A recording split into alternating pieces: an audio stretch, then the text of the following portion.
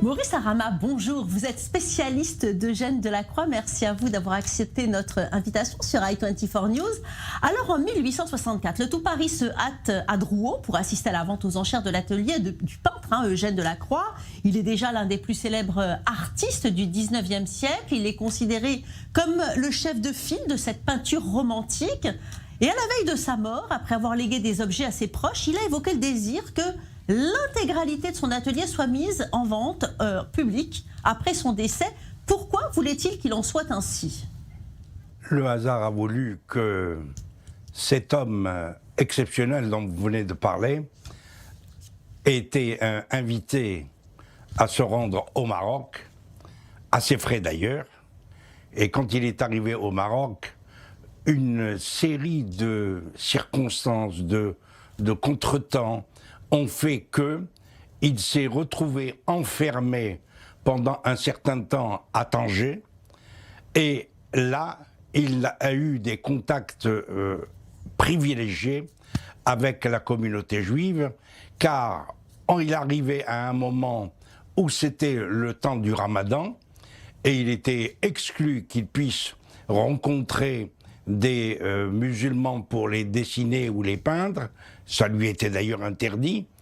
Et ensuite, le fait que l'interprète officiel de la mission conduite par le comte de Mornay était incapable de comprendre l'arabe marocain, on a fait appel à Abraham Ben Shimol, qui était un drogman, ce qu'on appelait le drogman, le traducteur du consulat de France à Tanger, et Delacroix s'est trouvé embarqué derrière cet homme important, et qui lui a servi non seulement de guide, mais qui lui a ouvert les portes des maisons, lui a fait rencontrer les différentes familles de la tribu des Ben Shimol, les Azenkot, les Toledano et d'autres, et qui, à chaque fois, ont accepté de poser pour lui, et il a assisté ainsi à différents moments de la vie juive à Tanger d'abord, qu'il a inspiré, et qui a donné suite, au retour en France, à une série de tableaux et de représentations du judaïsme marocain et du Maroc. Justement, pendant cette vente aux enchères, Maurice Arama, parmi les œuvres vendues se trouvent les carnets de voyage au Maroc que Delacroix a effectués en 1832. Il avait alors 34 ans. Ces 7 carnets illustrés, ces croquis, ces dessins, ces aquarelles et ces notes seront finalement comme des images vivantes capturées par Delacroix.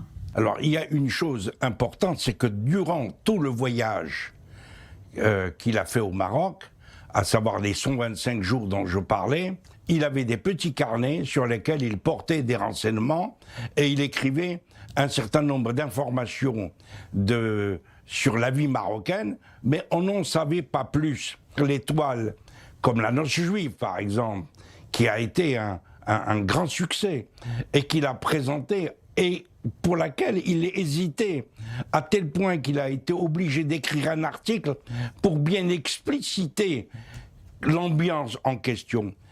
Il a placé les Juifs dans ses toiles à chaque fois. Oui. Je voudrais revenir à certaines toiles, comme par exemple celle qu'on appelle Esther, que j'ai appelée Esther et Mardoché, et qui longtemps était appelée le bijoutier ou le marchand juif à Alger. C'était pas du tout à Alger, mais c'était à Tanger. Et cette histoire de cette toile, comme la Noce juive, et comme d'autres toiles, comme quand il fait la Eid al-Srir, qui est la grande cérémonie après le Ramadan, qui se passe à Tanger, au lendemain du Ramadan, il s'arrange pour installer les Juifs toujours dans des situations privilégiées.